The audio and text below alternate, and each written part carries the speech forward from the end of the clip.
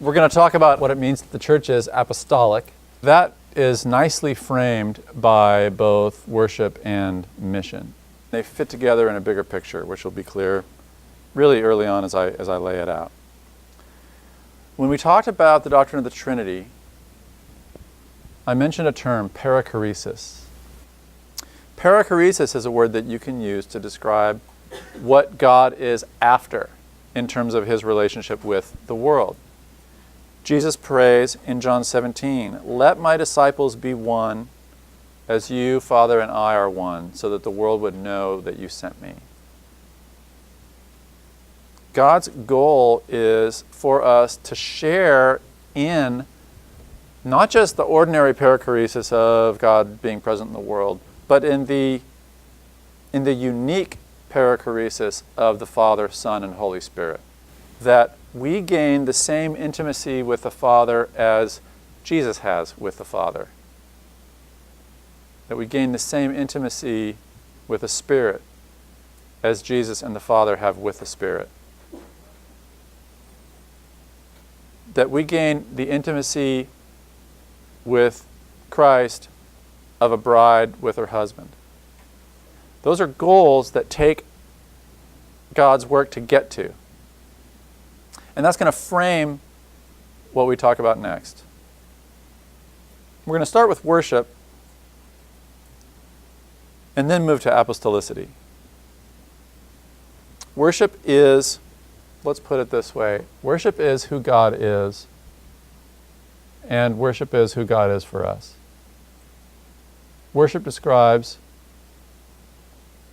the Father's regard for the Son and the Spirit, the Son's regard for the Father and the Spirit, the Spirit's regard for the Father and the Son.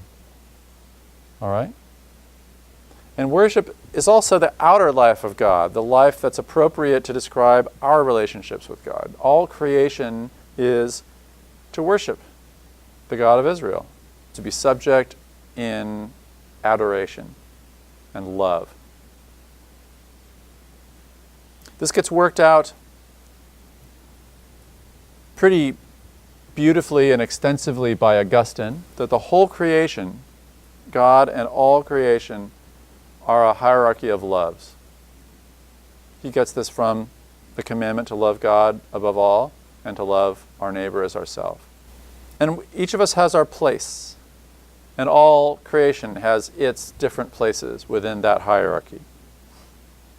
Sin upsets the hierarchy, right? Sin is where I put my love of myself before my love of you, let alone my love of God. And so our worship is broken. And instead of worshiping the true God in spirit and in truth, we worship wrongly.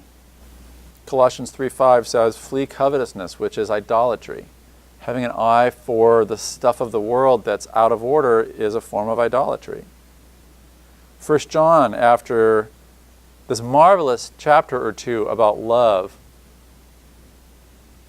ends the whole letter with, "Children, keep yourselves from idols." It's as if the writer knows that the greatest threat to our own being and the greatest threat to the universe's harmony is going to be our misdirected worship. Israel is God's work to make a people who can worship God rightly, and boy, does that take a while. That doesn't happen immediately. It doesn't even happen over 40 years. It happens after exile and return and all the rest. And Israel's role isn't just to worship, but to lead humanity's worship, right? To be a royal priesthood. So you can treat worship as a fundamental theological category. You could even develop this whole course in terms of the creation of relationships in worship, our straying from those relationships, and the belabored efforts to put things right and to bring things to that goal, which is more than just the restoration of something earlier, but it's something new. Incarnation, inspiration, indwelling, perichoresis. Who's the lead worshiper in the whole story? Jesus is. A minister in the sanctuary, in a true tent which is set up not by human beings but by the Lord. Israel has its proper worship leader now. And the proper leader of humanity's worship of God is Jesus Christ.